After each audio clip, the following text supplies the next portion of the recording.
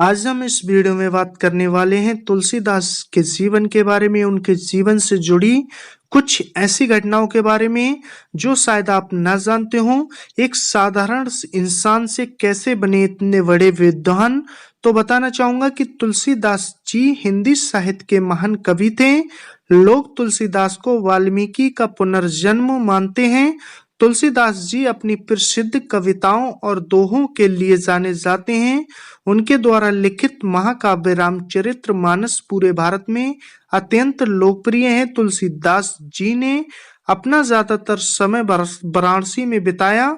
आपको बताता चलूं कि तुलसीदास जी जिस जगह गंगा नदी के किनारे रहते थे उसी जगह का नाम तुलसी घाट रखा गया और उन्होंने वहां संकट मोचन हनुमान का मंदिर बनाया था। लोगों का मानना है कि वास्तविक रूप से हनुमान जी से तुलसीदास जी वहीं पर मिले थे और तुलसीदास जी ने रामलीला की शुरुआत की थी। इसी के साथ आपको इनके जन्म स्थान और प्रारंभिक जीवन के बारे में बताना चाहूंगा। तो तुलसीदास जी का जन्म 1511 ईस्वी में हुआ था। इनके जन्म स्थान के बारे में काफी मतभेद हैं, परंतु अधिकांश विद्वानों के अनुसार इनका जन्म राजापुर गांव चित्रकूट जिला उत्तर प्रदेश में हुआ था। इनके बचपन का नाम रामबोला था और इनके पिताजी का नाम आत्माराम दुबे था तथा माता का नाम हुलसी था। तुलसीदास के गुरु का नाम नरहरिदास था।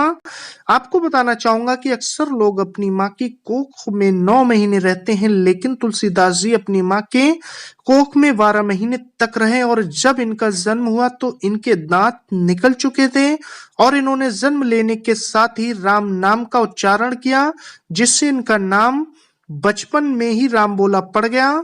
आपको बताता चलूं कि जन्म के अगले 3 दिन ही इनकी माता का निधन हो गया था। इनके पिता ने किसी और दुर्घटनाओं से बचने के लिए इनको चुनिया नामक एक दासी को सौंप दिया था।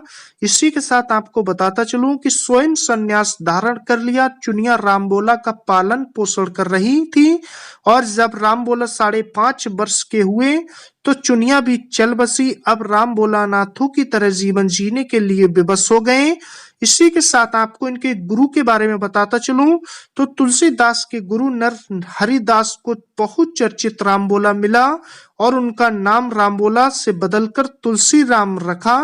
उसे अयोध्या उत्तर प्रदेश ले आए। तुलसी राम जी ने संस्कार के समय बिना कंठस्थ किए गायत्री मंत्र का स्पष्ट उच्चारण किया।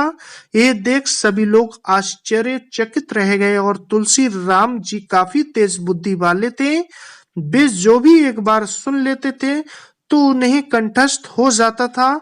इसी के साथ आपको बताना चाहूंगा कि तुलसीदास का विवाह तो 29 वर्ष की अवस्था में राजापुर के निकट स्थित यमुना के उस पार तुलसीदास का विवाह एक सुंदर कन्या रत्नावली के साथ हुआ।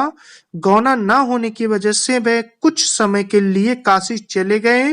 काशी में रहकर हुए वे वेद वेदांग के अध्ययन में जुट गए। अचानक उनको अपनी पत्नी रत्नावली की याद सताई और वह व्याकुल होने लगे। तभी उन्होंने अपने गुरु से आज्ञा लेकर राजापुर आ गए। आपको बताना चाहूंगा उनका अभी गौना नहीं हुआ था तो उनकी पत्नी मायके ही थी। अंधेरी रात में ही यमुना को तैरकर पार करते हुए अपनी पत्नी के कक्ष में पहुंचे।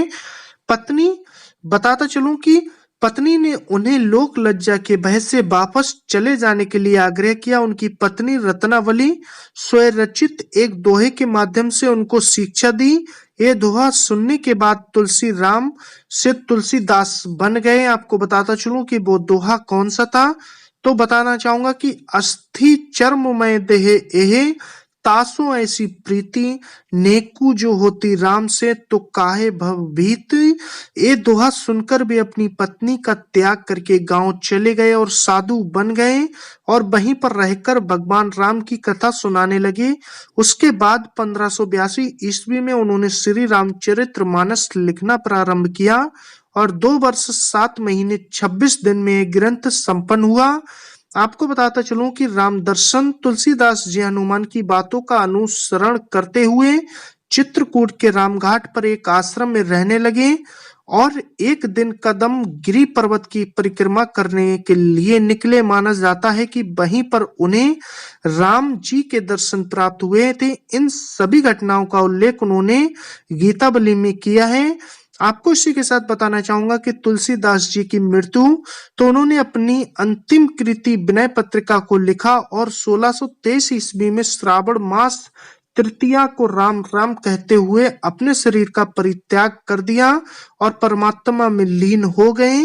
तुलसीदास जी द्वारा लिखित ग्रंथ जो कुछ इस प्रकार है, मैं आपको बताता चलूं।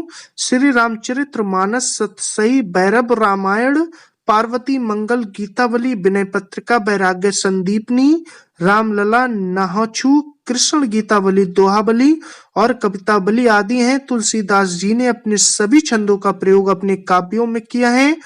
इनके प्रमुख छंद और दोहा, सोरठा, चौपाई, कुंडलिया आदि। इन्होंने शब्दालंकार और अर्थालंकार दोनों का प्रयोग अपने काव्यों और ग्रंथों में किया है और इन्होंने सभी रसों का प्रयोग भी अपने काव्यों और ग्रंथों में किया है, इसलिए इनके सभी ग्रंथ काफी लोकप्रिय रहे। तो ये थी तुलसीदास जी के जीवन से जुड़ी कुछ बातें जो मैंने आपके साथ शेयर की। अगर आपके पास भी कोई ऐसी स्टोरी है जो उसको हमारे साथ शेयर कर सकें और हम अपने चैनल पे ला सकें तो जरूर हम कमेंट्स बॉक्स में लिख के बताइएगा। मिलते फिर नेक्स्ट वीडियो में नेक्स्ट स्टोरी के साथ। आपने अपना कीमती वक्त दिया, तब तक